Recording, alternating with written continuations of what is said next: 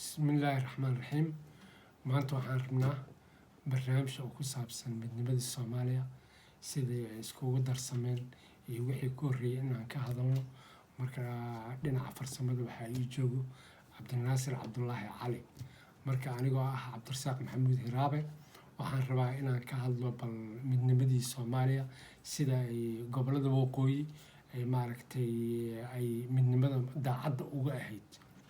oo maaragtay runta uga ahayd in midnimada Soomaaliya la helo qodobadii keenay haddii aan ka bilaabo 1890kii waxaa wadanka Soomaaliya soo galay gumeystihii Ingiriiska iyo Faransiiska iyo Talyaaniga gumeystihii Ingiriiska waxa uu qabsaday dhulka oo Somaliland maaragtay British Somaliland loo aqoon jiray iyo dhulka Ethiopia oo maaragtay oo Soomaalida gobolka maaragtay Ethiopia haddii aan marka aan sidoo kale Faransiiska waxa uu qabsaday Djibouti marka magaca koowaad ee Djibouti loogu yeeray 1890kii waxa ay ahayd French Somaliland ay ahayd Djibouti loo bixiyay hase yeeshee 1897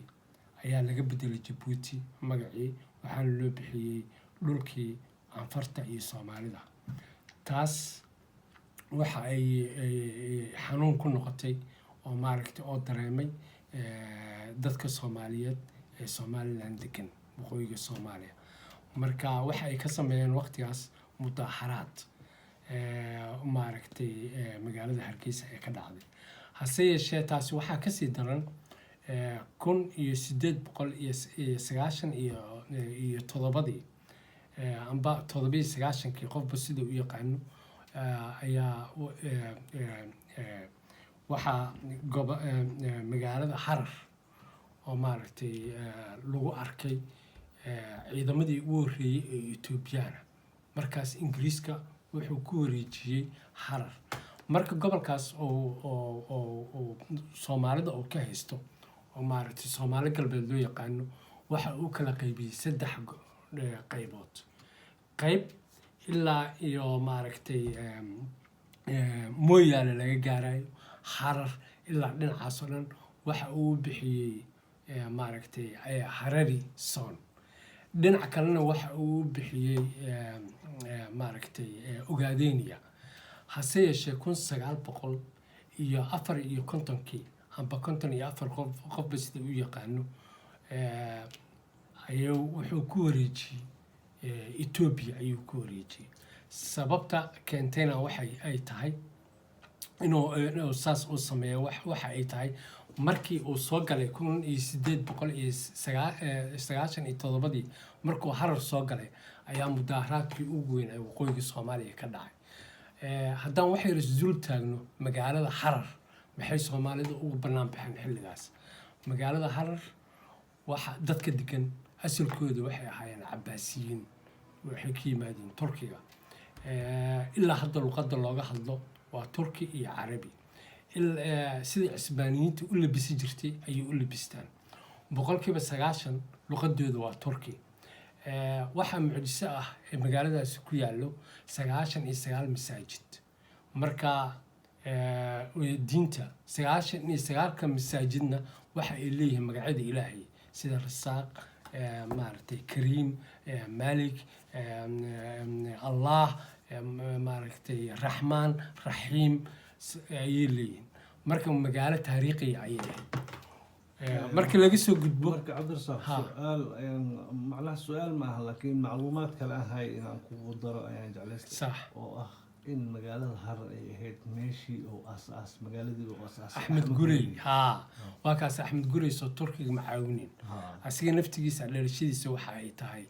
oo la isku haystaa inay Soomaali iyo maaragtay Oromadana way sheegtaan hooyadiisana Soomaali ahayd iyo naag Soomaali u qabay laakiin taariikhda ugu badan Oromada ayaa sheegata Soomaalidana way sheegataa laakiin mid walbana Ilaahay waxaan maqlay daliil yar oo Soomaalida ay hayso oo uu leeyahay niman Oromo mar oo u tagay annaga waxaan naqaanaa ha sida geela ha ma naqaan sida beeraha loo sida fasho biyaha loola macaamilo ha waxaan rabnaa in togan aan ka tilaabno biyaha biyaha oromo keena Ha. xalkii aan ku tilaabno Tilaabno. marka asiga wuxuu caddaynaa in inuu markaas Soomaaliya geel ka yimid ha laakiin oromada markaad u tagto waxay ku leeyihiin ayaga waxay ku leeyihiin ninkaasi oromo ahaa laakiin naagtiisa iyo ilmihiisa Soomaaliya ah waxaan hooyada ayay aaminsan ayaga in lagu abtirsado laakiin Ma garat? waxaan garan karnaa Ha. in oromo iyo maali soomaali iyo isku afar mid iyo dad markii ay hore kushati ay yihiin yihiin ha ayna- kushati isku meel ka yimaadeen in oo haddana Ha. mubdi loo dagaalamayo may diinta diinta iyo xoreynta xoreynta ahaayeen muslim ahayn waa kaas kadib waxaa dhacday in oo maaragtay taasina ay ku noqotay maaragtay waqooyiga Soomaaliya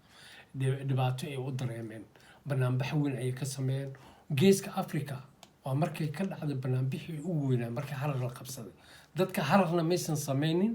waxaa laga banaanbaxay Hargeysa iyo Burco ma fahanti ayaa laga banaanbaxay waa qoran tahay taas kasoo gudub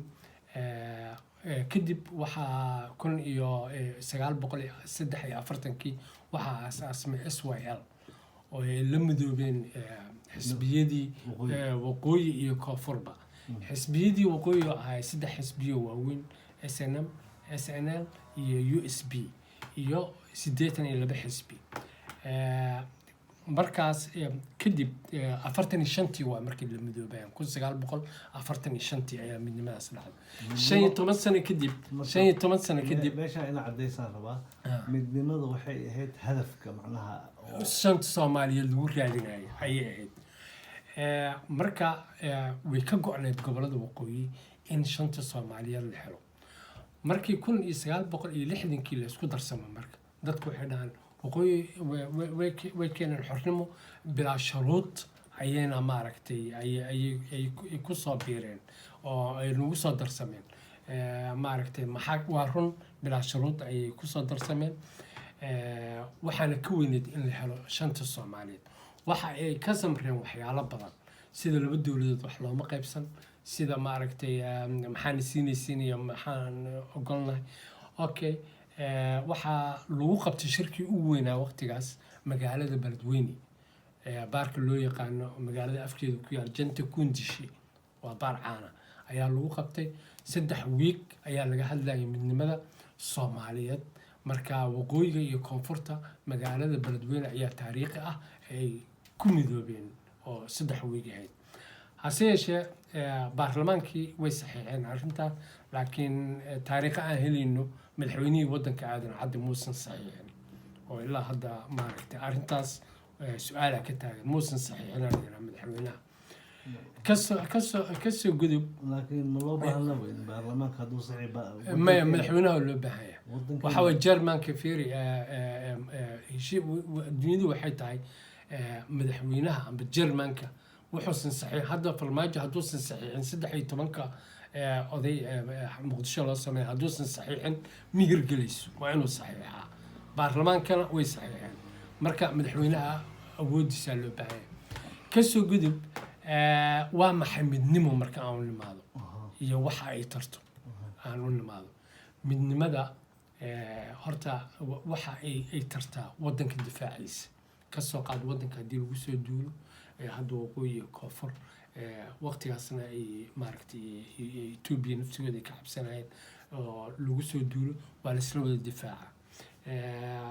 midnimadu waxa ay kale tartaa ganacsiga shirkadaha waaweyn haddaad shirkad Hargeysa ku leedahay xamar ku leedahay Beledweyne ku leedahay Burco aad ku leedahay oo maaragtay company aad tahay markaasaad dareemaysaa midnimada waxa ay tahay dad badan u baahan tahay mujtamac dhan u baahan tahay waxaad u baahan tahay in commercialka uu socdo haddii aad dooman leedahay haddaad diyaarado leedahay haddaad ganacsi beereed aad leedahay waxaa jiro waqti ganacsi alaab inta looga baahan yahay laakiin inta dhinac kale aan looga baahnayn marka weligaa ma qasaaraysid ma fahanti tusaale ahaan haddaan usoo qaadano wadamadii kala go-ay sida Bangladesh iyo Pakistan oo kala go-ay Bangladesh ilaa hadda dadkooda aqoonta leh waxay ka hadlaan inay qalad ahayd inay Pakistan ay ka go-aan sabab sababta waa kaasa sababta waxa ay tahay Bangladesh mar walba waxa dhulka ku yar laba webi oo markuu roobka da'ana mid Hindiya ka yimaado mid Pakistan ka yimaado ayay dhexdooda ay ku jiraan marka waxay yiraahdaan markuu roobka yimaado dad badan ka dhinto maaragtay dalag badan ka baabao guryaha ka baabao marka waxay dhahaan waxaan qasaaranay jaanis oo nolosha ah oo maaragtay haddii dhinaca kale u guuri lahayn dhinaca kale maaragtay oo maaragtay oo weyn oo guuri lahayn aan ku faka lahayn ma fahanti tan kale dhaqaalahooda waa in la kabaa isma bixiyaan waa sanadkii 2 jeer 3 jeer marka Maraykan iyo waa loo qayl dhaamiya marka haddii midnimadii sida hore ay ku jiri lahaayeen maaragtay dhibkoodu way isbixi lahaayeen isku saasoo kale ma garad marka arrimaha oo maaragtay midnimada Soomaaliya waa loo baahan yahay hase yeeshee Soomaaliya iyo walaalaha Somaliland laakiin anigu waxaan aaminsanahay in farqi oo leh Soomaalida u dhaxeeya oo badan inuusan jirin Pakistan iyo Bangladesh waxay ku dirayeen sida ognahay luqadda Bangladesh hoos loo dhigay tii Urduga kor loo qaaday laakiin waxa kale ognahay wadanka ku dhagan Hindiya waa kaasa taas kaliya ma aha xataa Hindiya Urduga lagu sheegayo waxay ka timid Hindiya oo dadkii oo maaragtay muslimiinta kaliya ma aha Hindiya markaa tagto luqadda officialka looga hadlo oo maaragtay raadiyaasha laga bixiyo oo meel walba waa Urdu ma garatay Hindiga marka luqadda ay dhahaan waa wax yar laakiin luqadda laga isticmaalo waa Urduga laakiin gobolka luqad gaar u leeyahay taas waxaan ku yiri telefishinada iyo maaragtay luqadda officialka waa Urdu dawladda laakiin gobolada laftirkooda ninka wuxuu leeyahay saasi tahay Bangladesh iyo Pakistan way isfahmaan inkaas luqadda kaliya ma ahayn laakiin waxay rabeen inay ka hoos baxaan sida Kashmir oo kale ahaayeen qayb yar Hindiya ka yeesi jirtay qaybta weyn waxaa ka yeesin jiray maaragtay sida aan maqlay war la hubo maaha laakiin waa sida maqlay Pakistan iyo waxaan maqlay sida kale in luqadda bumbuniyo si loo kala jaro Hindiya ay ka dambeeyeen marka على كل حال هذا أنا فرقلت نوع صعطة كله مرك على كل حال وحكي هلاي ولا راح الصومال وضد قلب فيعن وضد ماركتي مرك الصومالي اللي راح تلحلنا وحي رد دول استاجو ضد كصومال ومجتمع أوفي عن صومالي ده يا صوته أوسيا كل شيء بقلب فرين وماركتي أنا كوحن أرجنا روكوفر دانهاي وحن أرجنا قيلذة بس كقيليان أو كل يوم هذا الكليين معنا ونجا قلبي في عين وضد هذا وضد وحي ماركتي أي ربان شاكتا جعلنا إنه حران وماركتي هذا الكل عادية ما قرأت لكن حقا فضيت دواجنا ما فضيت معه أنا كأملين ما دام إن هذا ككينين أو معرفت هذا الكود الدجال أو مليسو أنا كأملين مركب ماشي الصلابة المجتمع إسكان فهمي ما قرأت لكن وضد في عن ضد كمركب كقيلين وحلهم من ضد حم معها سومالنا وضد كوفي عن سومالنا كوفرت فك يغويق ها معناه اسمه فهم بكرات قرب الحين النوت الجواني مركز سؤال السوق خصبين لكن صومال وفاهمه ماركتي انتاس انتاس ayaan rabaa inaan ugu baxo barnaamijkayga waxaan leeyahay Soomaali waa mahadsantiin waxaan leeyahay maanta long love hal isku dul qaato danta midnimadana danta leer hala fiiriyo tan gaaban yaan la fiirinin marka waxaan idin rajeynaa khayr waxaan idin rajeynaa baraare in noolaada